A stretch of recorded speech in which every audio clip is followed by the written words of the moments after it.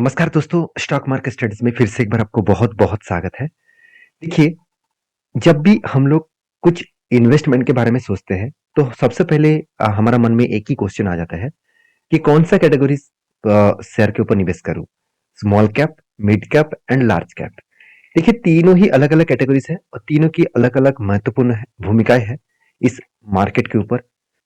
जो लोग सोच रहे हैं कि मैं डायरेक्टली इक्विटीज़ के मतलब डायरेक्टली स्टॉक मार्केट के ऊपर निवेश करूँगा, म्यूचुअल फंड नहीं करूँगा, तो वो ये सोच रहे हैं कि रिस्क में कम लेकर काम करूंगा। तो उसके लिए मैं जरूर कहूंगा आप लार्ज कैप कैटेगरीज कंपनी को चूज करिए। अगर आप थोड़ा सा रिस्क लेकर काम करना चाहते हैं तो आप मिड कैप कैटेगरीज के ऊपर काम करिए। अगर आप हाई रिस्क लेकर काम करना चाहते हैं तो आप स्मॉल कैप कैटेगरी के ऊपर काम करिए। तो अब क्वेश्चन आएगा कि सर इसमें कहाँ पे ज्यादा रिटर्न मिलने का चांसेस है। ऑब्वियसली स्मॉल कैप कंपनीज के ऊपर मल्टी बिगर और हाई ग्रोथेबल रिटर्न होने का चांसेस है। मिड के ऊपर भी रिटर्न मिलेगा मगर स्मॉल कैप जैसे नहीं मिलेगा और लार्ज के ऊपर उससे भी बहुत कम रिटर्न मिलेगा। तो कहने का मतलब है कि अगर आप रिस्क को मैनेज करके कंपनी को सही तरीके से एनालिसिस करके अगर उस कंपनी के ऊपर टिके रहे 5 से 10 साल 15 साल तो उस कंपनी आपको मल्टीपल रिटर्न जरूर कमा के देंगे। हाँ, आपको उस कंपनी के ऊपर निवेश आप करने जा रहे हैं तो उसके ऊपर आपको बिजनेस को और कंपनी का मैनेजमेंट को और कंपनी का करंट जो सिचुएशन चल रहा है उसका अपकमिंग टारगेट क्या है, अगर वो सब कुछ आपको पता है तो उस कंपनी के ऊपर आप भरोसा करके रह सकते हैं। तो चलो देख लेते हैं आज एक मैं ऐसी कंपनी के बारे में बात करूंगा जिसका प्राइस 100 रुपीज के नीचे है। एक स्मॉल कैप टाइप कंपनी है और एक देखा जाए तो एक छोटा सा कंपनी है। फिर भी इस कंपनी के 100 के नीचे कंपनी का शेयर प्राइस चल रहा है। तो क्या इस कंपनी फ्यूचर में मल्टीपल रिटर्न दे सकते हैं? बहुत सारे दोस्तों ने मुझे इस कंपनी के ऊपर कमेंट्स भी किए और बहुत सारे दोस्तों ने मुझे ये भी कमेंट्स किया, सर ऐसे कुछ कंपनीज के बारे में बात करिए जिसका मार्केट कैप अभी भी 100 के नीचे है और जिसका हाई ग्रोथेबल होने का चांसेस है। तो वीडियो को शुरू करने से पहले मैं डिस्क्लेमर जरूर दूंगा, मेरे तरफ से इस कंपनी के ऊपर कोई भी रिकमेंडेशन नहीं है। आपके कमेंट्स के बेसिस में इस वीडियो लेके आया हूँ और ज़्यादा से ज़्यादातर लोग मुझे कमेंट्स किए हैं कि सर स्मॉल कैप कंपनी के ऊपर बातचीत करिए, तो इसलिए मैं इस वीडियो आपके साथ शेयर कर रहा हूँ। अगर आपको काम करना है इस कंपनी के ऊपर तो आपके रिसर्च और उसके एनालिसिस करने के बाद आपका जो इन्वेस्ट मतलब आपका जो रिसर्च टीम है मतलब रिसर्च एडवाइजर है उसके साथ बातचीत करके ही काम करना। तो सबसे पहले मैं बात करूंगा निफ्टी 50 के ग्रोथ का और वो भी स्मॉल कैप का। आप देखेंगे तो स्मॉल कैप में कितना ग्रोथ है वो सबसे पहले समझ लीजिए। कोविड की सिचुएशन में इसका स्मॉल कैप का टोटल रेंज था करीबन 3400 और आज वो कहाँ पे चला गया करीबन 15,000। 3400 से 15,000। तो सोचिए कितना बड़ा ग्रोथ हुआ। अगर मैं कैलकुलेट आपके सामने डायरेक्टली ओपन कर दूं तो 15,140 से 3,400 तो कितना करीबन 4.5 गुना रिटर्न दे चुके हैं मिक स्मॉल कैप फंड ने। तो निफ्टी स्मॉल कैप 100 जो फंड है वो 4.5 गुना रिटर्न दिया। तो यही होते हैं स्मॉल कैप कंपनी का ग्रोथ, यही होते हैं स्मॉल कैप कंपनी का ग्रोथेबल का सिचुएशन। तो आपको ये सारी चीज दिखाने का जो मेन मकसद है, आपको कुछ मैं कोई प्रमोशन नहीं कर रहा हूँ कि जाकर कल ही निवेश करिए। ये आपके ऊपर डिपेंड करेगा आप किस तरीके से कैटेगरीज के इन्वेस्टर है। तो आज मैं जिस कंपनी के बारे में बात करूं उसके नाम है सालासा टेक्नो इंजीनियरिंग लिमिटेड। देखिए जब मैं वीडियो बना रहा हूँ इसका प्राइस है 65 रुपीज के आसपास। जब आप वीडियो देखेंगे शायद वो डेटा चेंज हो सकते हैं। तो सालासर इंजीनियरिंग लिमिटेड इस कंपनी के ऊपर मैं चर्चा इसीलिए करूंगा क्योंकि कंपनी बिजनेस को डाइवर्सिफाइड करके रखे है और जो जो सेक्टर के ऊपर काम कर रहे हैं उसका ग्रोथ होने का चांसेस बहुत ज्यादा देखने को मिलेगा। क्यों? यहाँ पे देखिए आपको देखने क्या देखने को मिला, टावर मतलब कुछ जो इलेक्ट्रिसिटी ट्रांस ट्रांसमिशन का भी काम करते हैं। उसके साथ साथ टेलीकॉम सेक्टर के साथ भी जुड़े हुए हैं। उसके साथ साथ ब्रिज कंस्ट्रक्शन के ऊपर भी काम कर रहे हैं। उसके साथ साथ कंपनी सोलर प्रोजेक्ट के ऊपर भी काम कर रहे हैं। तो कंपनी के जो बिजनेस मॉडल्स है वो आप देख सकते हैं टेलीकम्युनिकेशंस के ऊपर, पावर सेक्टर के ऊपर, रिन्यूएबल एनर्जी के ऊपर। उसके साथ साथ smart city solutions. Smart city solutions क्या है आपको बता दूंगा। आपके देख उसके बाद देख सकते हैं पोल सिस्टम के ऊपर, उसके साथ हैवी स्टील स्ट्रक्चर के ऊपर भी कंपनी काम कर रहा है। तो कंपनी बिजनेस जो है वो डाइवर्सिफाइड करके रखे है। तो कंपनीज के ऊपर सबसे पहले मैं कुछ इंपॉर्टेंस पॉइंट में आपके साथ शेयर करूंगा, ध्यान से देखना इस पॉइंट्स को। तो कंपनी टोटली जो टेलीकॉम टावर्स के ऊपर काम कर रहे हैं कितने 50,000 से भी ज्यादा टावर्स के ऊपर कंपनी काम कर रहा है। 600 से भी ज्यादा इसका हैप्पी क्लाइंट्स है और पार्टनर्स भी है। उसके साथ साथ आप देखेंगे तो 600 से भी ज्यादा क्लाइंट्स है इसका, सॉरी टावर्स बना चुके हैं और 600 से भी ज्यादा क्लाइंट्स है। 25 कंट्रीज के ऊपर कंपनी प्रोडक्ट को एक्सपोर्ट करते हैं, एक एक अच्छी बात है। उसके साथ साथ 110 के मतलब 1,10,000 से भी ज्यादा एनुअल प्रोडक्शन कंपनी का कैपेसिटी है। 500 से भी ज्यादा किलोमीटर पावर ट्रांसमिशन कंपनी कर चुके हैं।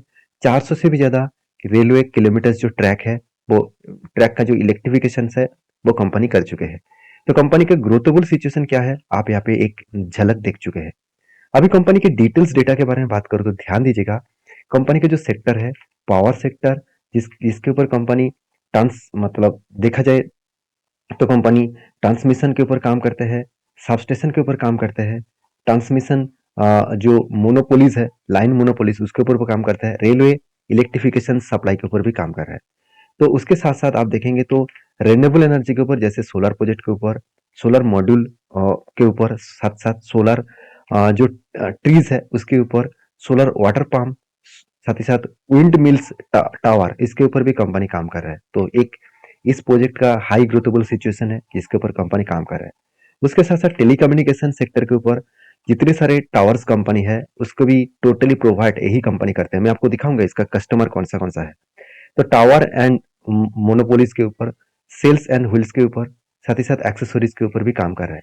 साथ ही साथ पुल्स, जिस पुल्स मतलब जहाँ पे आपको सिटीज में आपको कुछ लाइट्स वगैरह पुल दिखेगा, उस पुल के ऊपर भी काम कर रहा है। डिस्ट्रीब्यूशन पुल्स के ऊपर, इंफ्रास्ट्रक्चर पुल्स के ऊपर भी काम कर रहा है। ब्रिज, हेवी स्टील स्ट्रक्चर के ऊपर, जैसे bridge banana, buildings banana, heavy and complex structure के ऊपर भी कंपनी काम करते हैं। Smart city solution, smart city solution क्या है?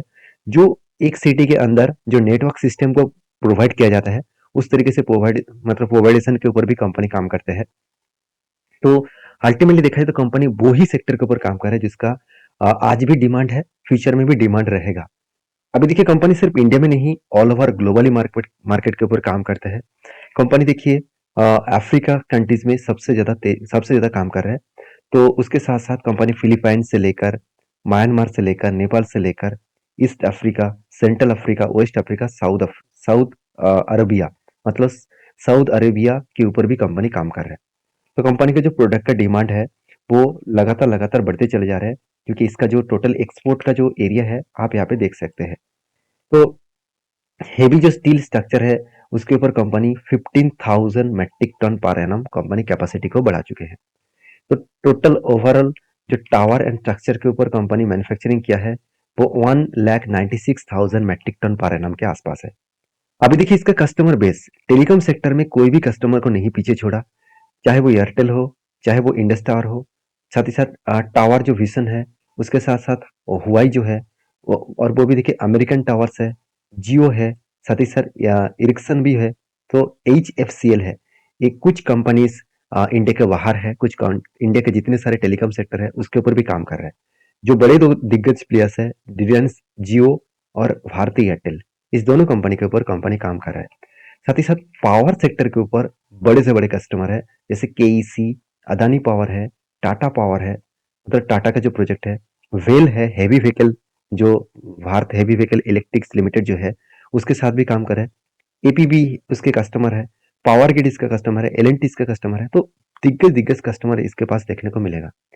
तो EPC जो आदर्श प्रोजेक्ट के ऊपर भी कंपनी काम करे, जैसे EP के ऊपर इलेक्ट्रिसिटी डिपार्टमेंट में, भारतीय जो रेल है, इंडियन रेल है उसके ऊपर, तो साथ ही साथ OPTCL, HBPL, तो इस तरीके से बड़े जो इलेक्ट्रिसिटी कंपनीज है उसके ऊपर भी कंपनी काम करता है। तो कंपनीज के जो जो ग्रोथ है, जो ग्रोथ के पहले कंपनी का डिमांड में बता दूं, कंपनी डोमेस्टिकली कंपनी को ऑर्डर मिल चुके हैं करीबन 10,000 करोड़ के आसपास। उसके बाद इंडस्ट्रियल जो ऑर्डर है वो करीबन 2,000 करोड़ के आसपास। तो order from under heavy steel structure के ऊपर जो डिवीजन है 1,300 करोड़ के आसपास।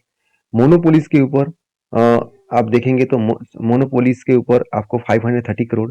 एक्सपोर्ट का कंपनी ऑर्डर मिला है 370 करोड़। कुल मिलाकर 13 जून 2023 में टोटल कंपनी को प्रोजेक्ट मिला 14,400 करोड़ के आसपास। एक अलग लेवल का हाई ग्रोथेबल प्रोजेक्ट कंपनी को मिलते जा रहा है।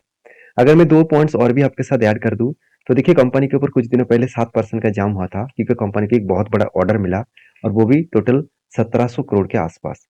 तो एक अलग लेवल का यहाँ पे भी प्रोजेक्ट मिला। दूसरे प्रोजेक्ट और भी आपको देखने को मिलेगा। कंपनी का देखिए 1,180 करोड़ के ऊपर प्रोजेक्ट मिला, और वो भी आप देख सकते हैं सालासर जो टेक्नो इंजीनियरिंग सर्विसेज लिमिटेड है, उसको ऑर्डर मिला 2022 में करीबन 1180 करोड़ के आसपास। तो लगातार कंपनी को प्रोजेक्ट मिलते जा रहा है, तो इस बेसिस में कंपनी का आगे ग्रोथ होने का चांसेस है। ये तो था कंपनी के डिटेल्स इन्फॉर्मेशन। अभी कंपनी का फाइनेंशियल डिटेल्स के बारे में चर्चा करूंगा। देखिए कंपनी का वैल्यूएशन दिखाई तो थोड़ा सा हाई देखने को मिला। कितना हाई है मैं सबसे पहले बता दूं।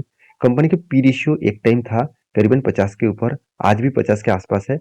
तो मैं एवरेज पी रेशियो निकल कर है 20। इसका मतलब कंपनी अभी ओवर वैल्यूड जोन में है, ओवर ब्रॉड जोन में है। तो कंपनी का मार्केट कैप कितना है, करीबन 2000 करोड़ के आसपास। कंपनी के आरओसी आरओई दोनों ही एवरेज लेवल के आसपास देखने को मिले। इनकम अच्छा हो रहा है। कंपनी का डेप्थ थोड़ा सा ज्यादा है। इस तरीके से कंपनी का डेप्थ ज्यादा होने का कारण यही है कि इसका जो कस्टमर है, वो कस्टमर जो इसको जो कस्टमर को सर्विसेज दे रहा है, वो कस्टमर बहुत लेट के बाद इसको रीपेमेंट कर रहा है। उसका एग्जाम्पल मैं आपको यहाँ पे दिखा दूं। इसका रेशियोज, अगर रेशियोज देखेंगे तो डेटोस डे देखिए पहले 80 दिन 60 दिन लग रहा था, आज 120 दिन चला गया। मतलब टाइम ज्यादा लग रहा है कंपनी के हाथ में कस्टमर से पैसा आने तक। मतलब कस्टमर जो पैसा रीपेमेंट कर रहा है, वो टाइम लग रहा है 120 दिन। और इंडस्ट्रीज डेज मतलब कंपनी को प्रोडक्शन करने के बाद बेचने तक 186 डेज लग रहा है। और कंपनी के डेज पेबल मतलब उन्होंने कंपनी खुद जिसको रीपेमेंट करना है, जो कंपनी के ऊपर रीपेमेंट खुद को करना है, वो फटाफट कंपनी रीपेमेंट कर रहा है। तो ओवरऑल जो कैश कन्वर्जन साइकिल्स है, जो बीच में 122 दिन हुआ करता था, वो आज बढ़ के करीबन 250 दिन हो गया। तो यहाँ पे कंपनी की एक नेगेटिव सेंटीमेंट मुझे देखने को मिला। आरओसीआर जो है, लास्ट कुछ 10 ईयर्स का डेटा दिखा दो तो 24% के आसपास था, वो घट के हो चुके हैं 14% के आसपास। अभी प्रॉफिट एंड लॉस के बारे में बात करूं तो सेल्स का ग्रोथ लगातार बढ़ता हुआ देखने को मिले, तो इस कंपनी के सेल्स में कुछ कमियां देखने को नहीं मिलेगा। एक्सपेंस को कंपनी मेंटेन किए और कंपनी प्रॉफिट भी लगातार बढ़ाते चले गए। यही कंपनी की खासियत पॉइंट है, जिसलिए इस कंपनी के ऊपर मैं थोड़ा सा ट्रस्ट करता हूँ। तो कंपनी का देखिए रिक्सी कंपनी है, जहाँ पे हर कुछ पैरामीटर्स आपको आपके साथ शेयर कर रहा हूँ। उस पैरामीटर्स को चेक करने के बाद ही आप कंपनी के ऊपर डिसीजन लेना। तो कंपनी जो 5 करोड़ के आसपास प्रॉफिट कर रहे थे 10 साल पहले, आज वो बढ़ के हो चुके 45 करोड़ के आसपास। तो कंपनी धीरे धीरे करके आगे बढ़ने का जिम्मा जो उठाया है, वो धीरे धीरे करके आगे बढ़ा के दिखाया है। अभी कंपनीज के ऊपर जो सेल्स का डेटा है वो देखेंगे, बहुत शानदार है। प्रॉफिट का डेटा भी बहुत शानदार है और कंपनी का रिटर्न ऑफ इक्विटी भी बहुत शानदार देखने को मिलेगा। और सीएजीआर का जो परसेंटेज है, 5 साल में 36%, 3 साल में 76% और 1 साल में 27% के आसपास रिटर्न दिया। तो रिटर्न कितना दिया वो इंपॉर्टेंस नहीं है, कंपनी का परफॉर्मेंस कितना हुआ, कितना अच्छा है, वो इंपॉर्टेंस है। कंपनी के रिजर्व के बारे में बात करूं तो लगातार रिजर्व बढ़ते चले गए। कंपनी का कर्जा भी धीरे धीरे करके बढ़ता हुआ देखने को मिले। अब इतना कर्जा लेने के पीछे कारण सबसे पहले समझ लीजिए, कंपनी को जो ट्रेड मिला। कंपनी को अच्छा खासा प्रोजेक्ट मिला, जो पहले 330 करोड़ के आसपास प्रोजेक्ट मिलता था, अभी वो बढ़ के हो चुके 350 करोड़ के आसपास। तो अलग लेवल का एक प्रोजेक्ट कंपनी को मिलते जा रहा है। तो कंपनी 10 टाइम्स ग्रोथ कर चुके हैं प्रोजेक्ट का। तो लगातार प्रोजेक्ट मिलने के कारण कंपनी क्या किया, कंपनी कर्जे को बढ़ा दिया। कंपनी का जो कर्जा है वो शॉर्ट टर्म के ऊपर है, लॉन्ग टर्म के लिए कोई भी कर्जा नहीं है। तो टोटल जो कंपनी कर्जा लिया, तो इसके कारण क्या है, अब देखिए कंपनी का ट्रेड्स पेबल कितना करना है, 80 करोड़। और कंपनी का प्रोजेक्ट कितना मिला, 350 करोड़। तो ऑलमोस्ट आप बोल सकते हैं 450 करोड़ के आसपास कंपनी का टोटल पैसे का रिक्वायरमेंट है। तो क्या उतना कंपनी प्रॉफिट किया, बिल्कुल नहीं, 45 करोड़। तो 450 करोड़ का जो कंपनी का अभी जरूरत है, उस जरूरत को मिटाने के लिए कंपनी क्या किया, कर्जा उठाया। तो बाकी देखेंगे तो इस कंपनी का इन्वेस्टर प्रोमोटर के बाद एफएस के पास अच्छा खासा होल्डिंग्स है। एफएस के पास कोई भी होल्डिंग्स नहीं था, जीरो होल्डिंग था, वो आज 9% के आसपास होल्डिंग कर रहा है। डीएस के पास आज तक होल्डिंग नहीं है, बाकी होल्डिंग पब्लिक के पास आपको देखने को मिल जाएगा। तो एक अच्छा खासा हाई ग्रोथेबल कंपनी है, तो इस कंपनी के ऊपर फोकस जरूर रखिएगा। तो अभी देखिए इस कंपनी जब से स्टार्ट हुआ तब से लेकर थोड़ा सा 2017 में स्टार्ट हुआ, उसके बाद कोविड के टाइम में करेक्शन हुआ, उसके बाद कंपनी पीछे मुड़ के नहीं देखा। अगर मैं इसका कोविड के सिचुएशन से आज तक डेटा दिखा दूं तो करीबन 2000% के आसपास रिटर्न दे चुके हैं। मतलब 20 टाइम्स रिटर्न कंपनी दे चुके हैं। तो अभी तो सिर्फ शुरुआत है, अभी भी बहुत भी लंबा जर्नी बाकी है। तो इस कंपनी के ऊपर आपका डिसीजन होना चाहिए, आप क्या करना चाहते हैं इस कंपनी के ऊपर, किस तरीके से निवेश करना चाहते हैं। आप मुझे कमेंट्स करके भी लिख सकते हैं। वीडियो में अगर जानकारी अच्छा लगे, इस तरीके से डिटेल्स एनालिसिस आप कंपनी के ऊपर पाना चाहते हैं, तो मुझे जरूर कमेंट्स करके बताइए किस कंपनी के ऊपर आप वीडियो देखना चाहते हैं। और इसी तरीके से वीडियो पाने के लिए चैनल को जरूर सब्सक्राइब करिए। नेक्स्ट वीडियो में, तब तक के लिए धन्यवाद।